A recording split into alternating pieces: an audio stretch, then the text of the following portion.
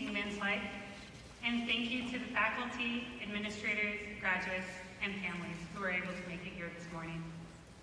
Your dedication, support, and guidance are undoubtedly the reason that many of us are here today. I want to first say a few words about the Maxwell School. When George Maxwell had his initial vision for the school back in the early 1920s, his primary objective was to cultivate a program where students could be trained as informed citizens. And that means making sure that when we leave here, we leave with values, and that our values are sound and well-informed, and that we make decisions not just to benefit ourselves, but to benefit the society that we live in. That we leave knowing our duties to participate and to engage in our communities, and that we know our rights as citizens, and that we are aware of the rights of our peers. What Maxwell's vision almost certainly did not include is a program that has the reach to touch so many students, not just here in New York and not even just in the United States, but around the world. Since then, the school has taken on students at every level and has even created inroads for students to complete the program remotely while still operating as working professionals. The online EMPA program is an excellent example of how Maxwell has leveraged its esteemed faculty and broadened its reach through flexibility and technology. But for those of us in the program, and I know for other master's and PhD students in the room, this is probably true too, the flexibility of any program certainly doesn't mean you magically have all this free time. It just means that you have the flexibility to sleep or to finish writing your capstone paper. But you know, as we reflect on the work that we all put into getting there today, and the challenges that we overcame, whether it was balancing a family life, a new job, or a challenging career, we graduated from what is, in so many disciplines, one of the top-ranked schools in the nation. And that's a big deal. And I think in hindsight, it's very easy to say it was all worth it. For the remainder of the time, I want to share a bit more of a personal anecdote, but I think it probably relates to a mindset or a feeling that we've all had at some point.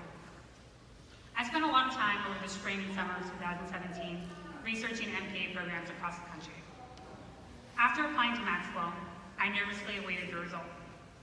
At this point, I had already committed that Maxwell was my top choice. So once I got my acceptance letter, my decision was easy. And it wasn't really till the first week of classes, when our professors asked us to introduce ourselves to our peers, who we take this journey with, that it really hit me.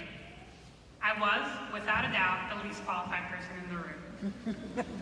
And I mean that as a fact. I was going to be studying alongside senior government executives, business owners, academics, nonprofit directors, and philanthropists, to name a few. And what that meant for me was that it was going to be a difficult road, especially in the beginning. And that proved to be true.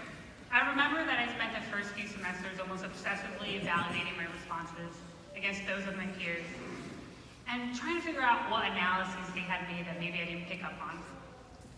While this certainly contributed to a level of anxiety and contributed to some extra work that I probably didn't have the capacity for, it ultimately forced me to learn from 12 or 15 people instead of just a professor or two.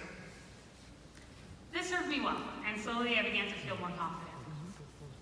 Looking back now, it's pretty easy to identify that feeling of uncertainty as the driver for my extra effort. History has shown us plenty of examples of this. It's why so many entrepreneurs are first-generation immigrants. It's why most professional boxers come from underserved communities. And it's why people like my father, who brought us here from Brazil over 25 years ago, had the motivation to earn his PhD in public administration, become an expert in statistical analysis, and continues practicing fluency in 4 languages, even at the age of 65. The key I've learned is that it doesn't take genius or some ethereal intelligence to succeed and achieve your goals. But what it does take is a constant challenge, a willingness to put yourself in situations where you may in fact be the least talented person in the room. Maybe the sloppiest writer, the least mathematically inclined economist, the French student whose bad accent isn't just English, but Portuguese too. Sorry, Dad.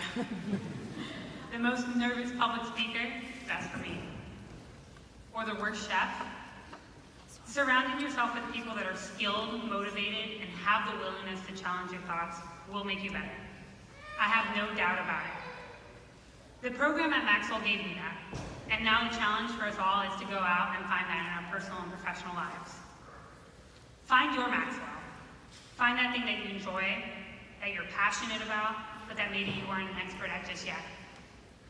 Put yourself in situations that are uncomfortable, and don't settle until you are. To my peers, professors, advisors, and Syracuse and the Maxwell School, a sincere thank you for the inspiration and the challenge. The best part about the Maxwell Mafia is that this isn't by any means a goodbye. Thank you.